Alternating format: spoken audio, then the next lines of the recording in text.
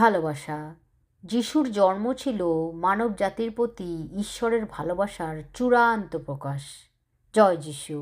নমস্কার। তিনি তার পুত্রকে বাধ্যবাধকতা বা কর্তব্যর বাইরে পাঠাননি, বরং প্রেম তাকে আমাদের পাপের পরিণতি থেকে রক্ষা করার জন্য কাজ করতে বাধ্য করেছিল বলে। ত্যাগ ছাড়া ভালোবাসার অস্তিত্ব থাকতে পারে না। ঈশ্বর তার পুত্রকে দান করেছিলেন।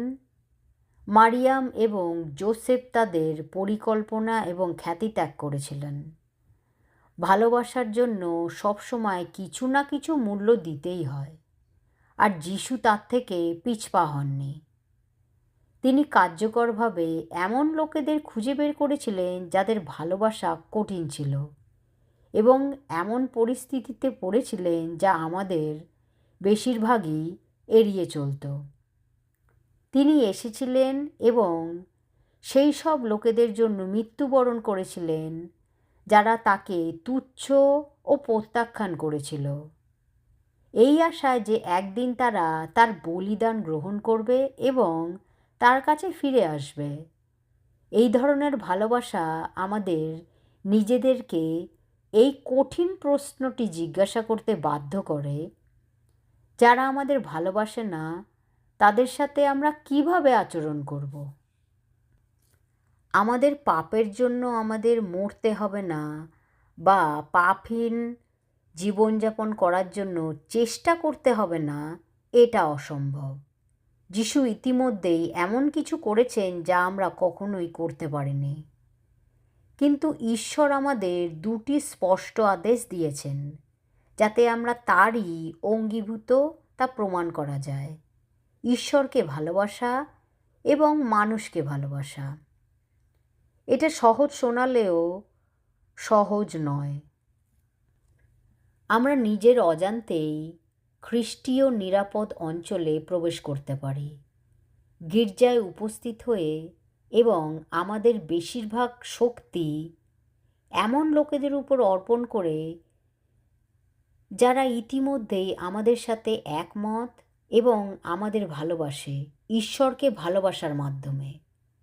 কিন্তু যিশু আমাদের সহজ এবং সক্রিয় প্রেমের বাইরে গিয়ে এমন ত্যাগমূলক প্রেমে ডেকে আনেন যা পক্ষপাত মুক্ত, নর্মতায় পূর্ণ এবং পবিত্র আত্মার দ্বারা পরিচালিত। কখনো কখনো প্রথমে ক্ষমা চাওয়া আমাদের গর্বের মূল্য গুনতে হয়। যে ব্যক্তি কষ্ট দিচ্ছে তার সাথে বসতে সময় লাগে। যখন ক্ষমার অযোগ্য মনে হয়, তখন ক্ষমা করা আমাদের সান্ত্বনার মূল্য দিতে পারে। সত্যিকারের ভালোবাসা অনেক দামি, কিন্তু এটি ঈশ্বরের হৃদয়কে এমনভাবে প্রতিফলিত করে যা অন্য কোনো কিছুতেই প্রতিফলিত হয় না। এই বড়দিনে ঈশ্বর তোমাকে তার মতো কাউকে পাঠালে ভালোবাসার সুযোগগুলো হাতছাড়া করো না। তোমার সময়, মনোযোগ, সম্পদ এবং দয়া মুক্ত হাতে দিও। এমন কাউকে দেওয়ার সুযোগ খুঁজো যিনি কখনো এটি আশা করেননি। জয় যিশু। কারণ ঈশ্বর এই জগৎকে এতই ভালোবেসেছেন যে তিনি তার একমাত্র পুত্রকে দিলেন, যেন সেই পুত্রের ওপর যে কেউ বিশ্বাস করে সে বিনষ্ট না হয়, বরং অনন্ত জীবন লাভ করে।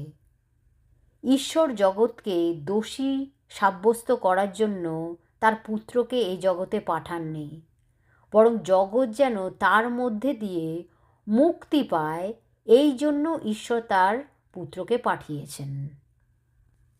প্রিয় বন্ধুরা, এসো আমরা পরস্পরকে ভালোবাসি, কারণ ঈশ্বরই ভালোবাসার উৎস, আর যে কেউ ভালোবাসতে জানে সেই ঈশ্বরের সন্তান, সেই ঈশ্বরকে জানে। যে ভালোবাসতে জানে না সে ঈশ্বরকে জানে না, কারণ ঈশ্বর স্বয়ং হলেন ভালোবাসা। ঈশ্বর আমাদের প্রতি তার ভালোবাসা এইভাবেই দেখিয়েছেন তিনি তার একমাত্র পুত্রকে এই জগতে পাঠালেন, যেন তার মাধ্যমে আমরা জীবন লাভ করি। ঈশ্বরের প্রতি আমাদের ভালোবাসা নয়, বরং আমাদের প্রতি ঈশ্বরের ভালোবাসাই হলো প্রকৃত ভালোবাসা। ঈশ্বর আমাদের পাপের প্রায়শ্চিত্তর বলিরূপে তার পুত্রকে পাঠিয়ে আমাদের প্রতি তার ভালোবাসা প্রকাশ করেন। প্রিয় বন্ধুরা, এইভাবে ঈশ্বর আমাদের ভালোবেসেছেন, সুতরাং আমরাও অবশ্যই পরস্পরকে ভালোবাসব। বিশ্ববিধাতা, ভালোবাসার সৃজনকর্তা, প্রেমময় পিতা পরমেশ্বর, আমাদের এত গভীরভাবে ভালোবাসার জন্য শত শত কোটি ধন্যবাদ। হালেলুয়া, আমরা চিরকৃতজ্ঞ। জয় যিশু। আমাদের মধ্যে ভেদাভেদ দূর করার জন্য যিশুকে পাঠিয়ে পুনরুত্থান করার জন্য আপনাকে শত কোটি ধন্যবাদ, যা আমরা নিজেরা কখনোই ঠিক করতে পারতাম না। আপনার নিখুঁত পরিকল্পনায় বিশ্বাস রাখতে, আপনার ভালোবাসায় বিশ্রাম নিতে এবং আপনি আমাদের জন্য অনুগ্রহের সেতু তৈরি করেছেন, তা আত্মবিশ্বাসের সাথে পার হতে আমাদের মনে প্রাণে শক্তি দিন। হালেলুয়া, জয় যিশু। আমাদের শত শত কোটি আগাম ধন্যবাদ রইল। আমেন। প্রেমের সৃষ্টিকর্তা ঈশ্বর, আপনার পুত্রের দান আমাদের স্মরণ করিয়ে দিয়েন। আপনি যেমন প্রথম আমাদের ভালোবেসেছেন, তেমনি অন্যদেরও ভালোবাসতে শেখান। শক্তি দিন। হালেলুয়া, জয় যিশু। শত কোটি আগাম ধন্যবাদ। আমেন।